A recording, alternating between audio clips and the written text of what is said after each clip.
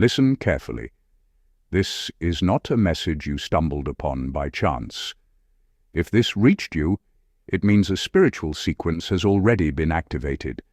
Something subtle but irreversible shifted the moment you began listening, because messages like this do not travel randomly. They are delivered precisely when a soul reaches a certain frequency. Most people will never hear this because their spirit is still sleeping, still distracted by noise, validation, and borrowed identities. But you've been awake for a long time, even when you didn't have language for it. And that awakening is exactly why your life feels the way it does right now. The isolation you didn't plan, the separation you couldn't explain, the quiet removal of people, opportunities, routines, and familiar paths that once felt stable. You thought you were being punished. You assumed something was wrong with you. But what if I told you heaven itself reacted to you?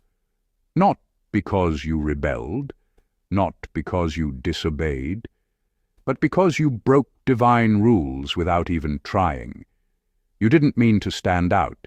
You didn't mean to disrupt spiritual order. You were simply being who you are, and that authenticity alone caused fractures in systems that were never built to contain your depth, your awareness, and your frequency. Some structures exist only as long as everyone inside them agrees to stay small, predictable, and unconscious.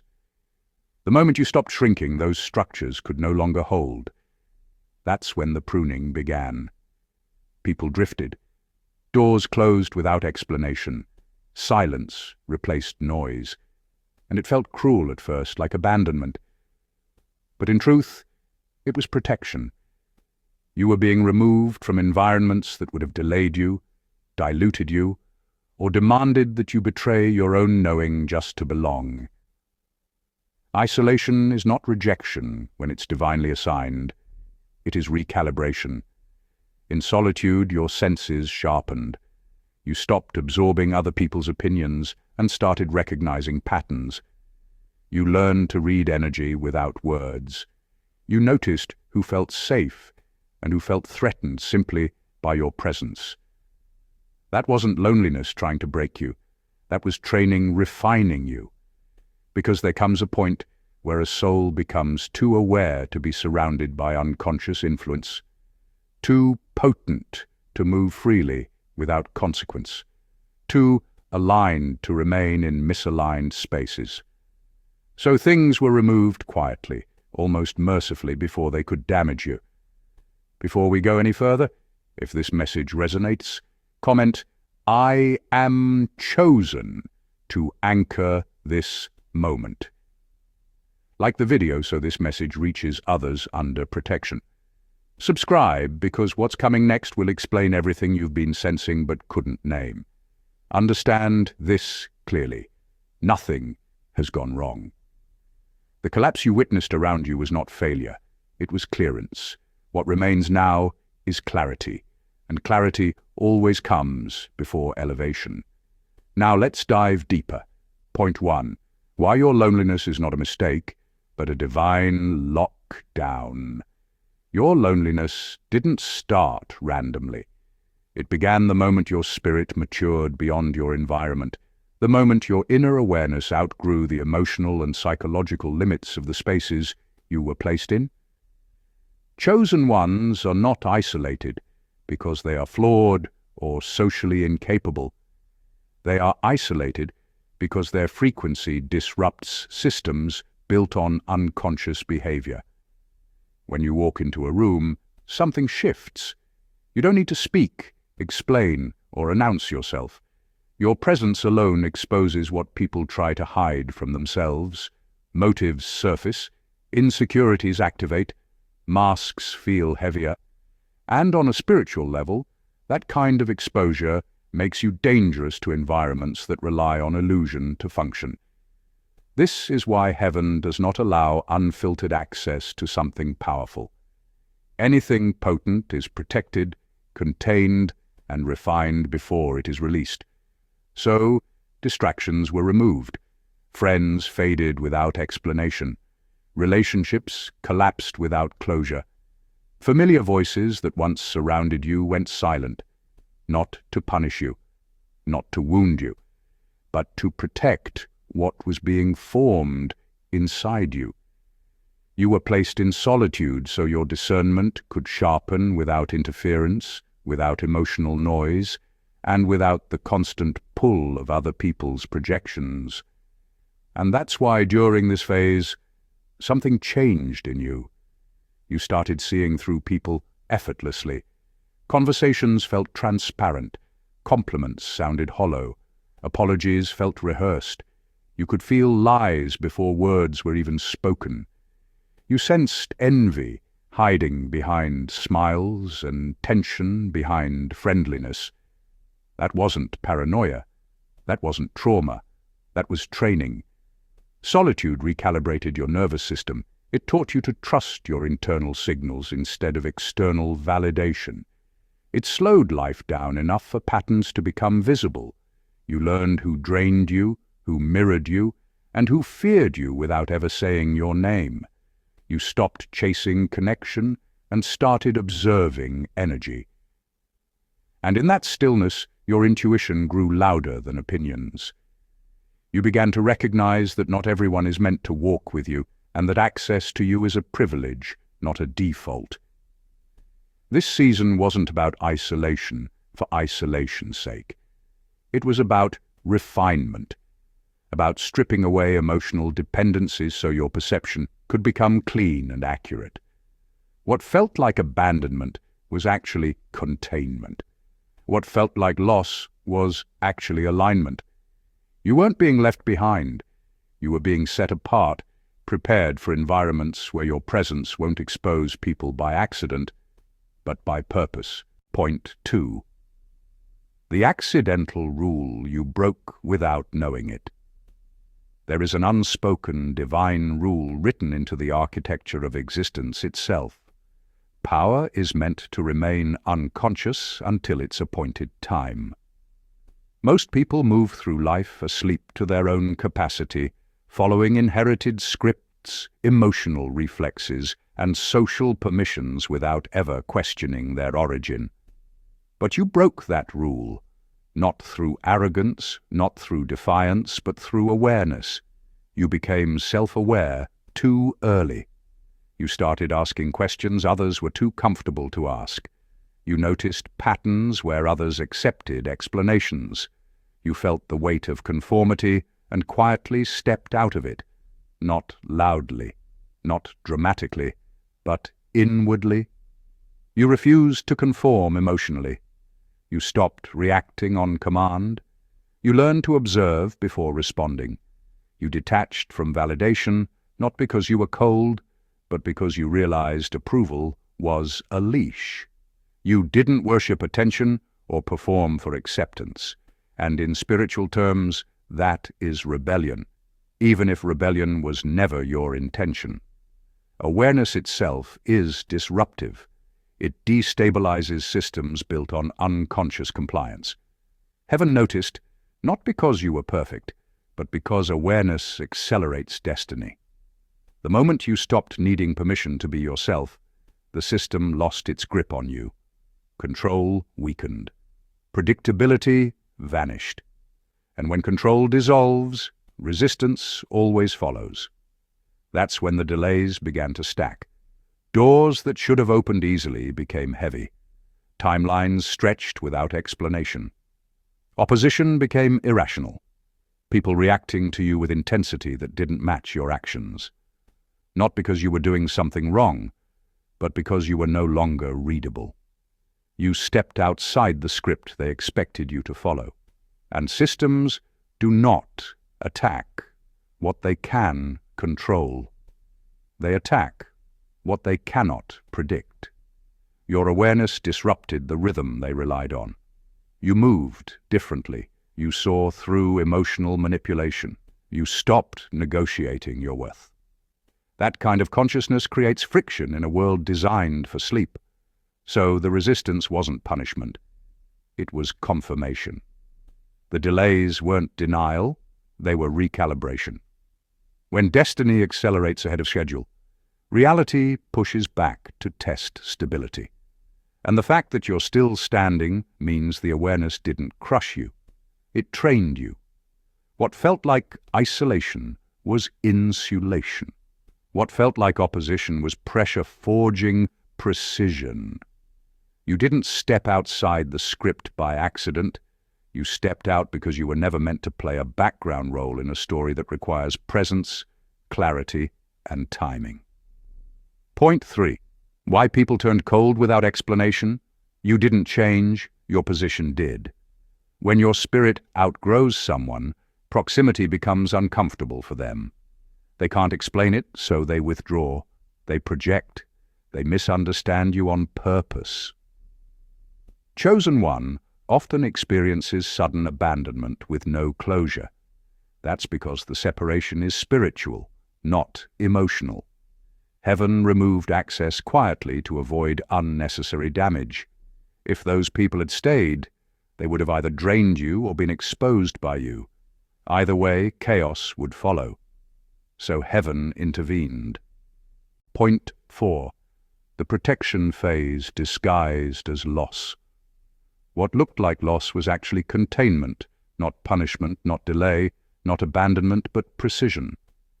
While others were networking, dating, socializing, and chasing noise, you were being sealed. Your access was reduced because your value was increasing. Your spirit was being reinforced in quiet rooms where distractions could no longer dilute your focus. What felt like isolation was structural integrity forming around you.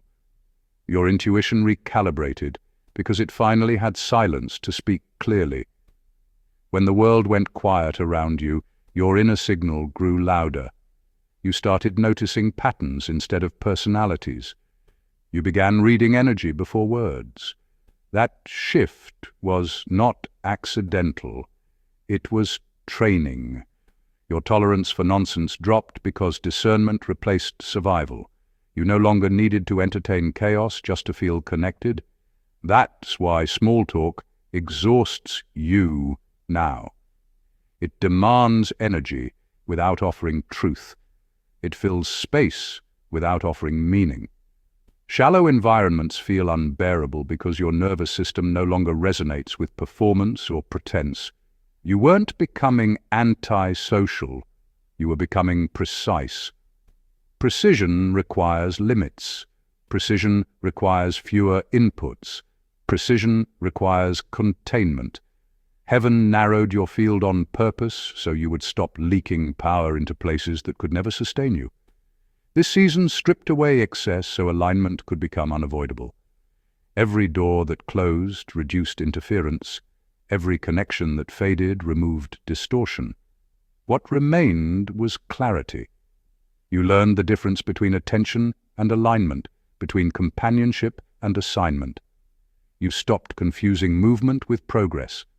Stillness trained you to feel direction before taking action. That is why your standards changed without effort. That is why your body rejects what your mind used to tolerate. You were not being hidden. You were being preserved. Containment protects what cannot be rushed. Pressure was applied not to break you, but to strengthen your structure so you could hold what is coming without collapse. The quiet taught you how to listen, how to wait without desperation, and how to stand alone without shrinking. Now, your presence speaks before you do. Your boundaries are felt without explanation. You don't chase environments anymore because environments must now meet you. This is what happens when refinement completes its work.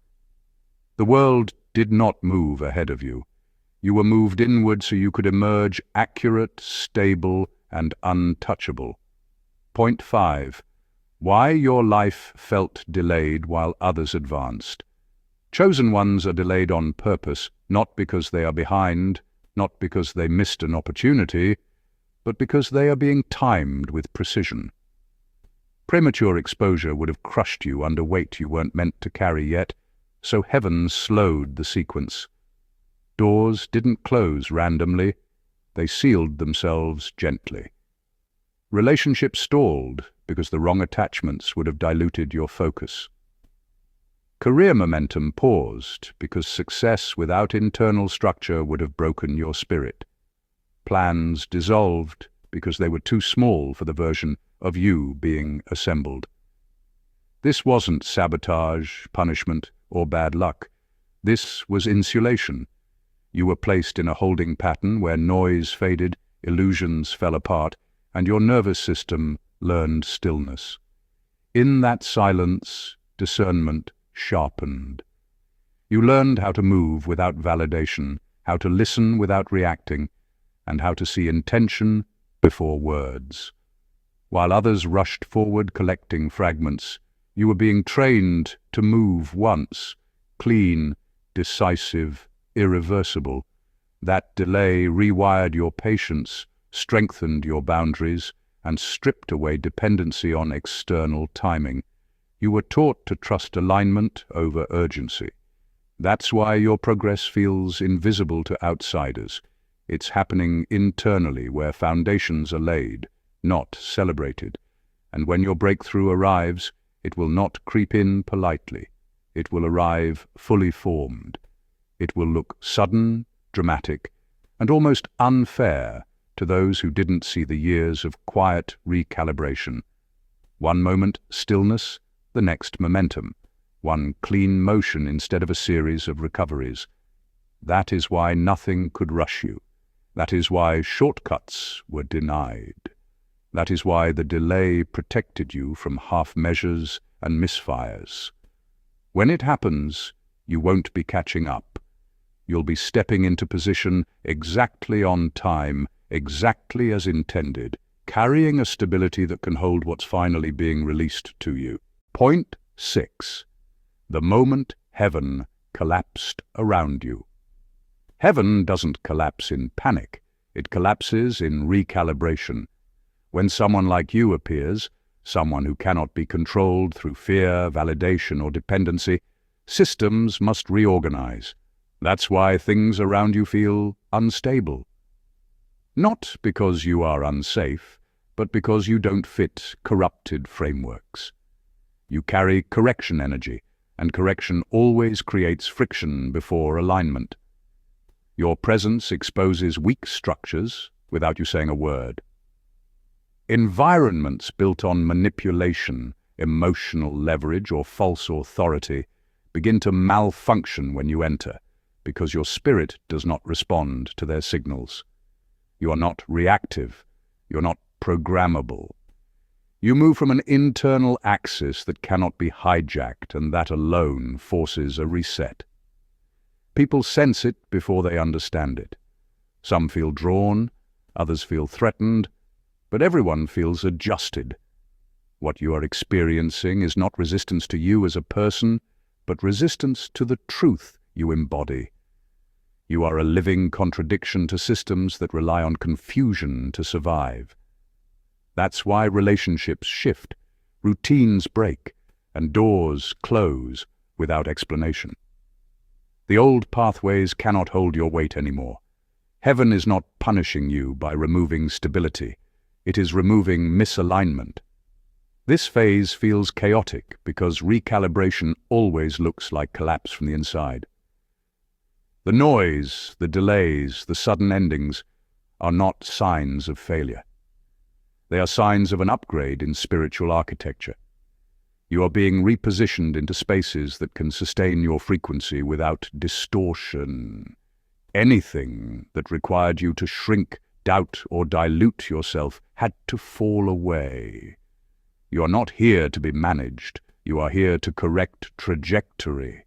That is why your life resists being predictable. You don't follow inherited scripts, you interrupt them.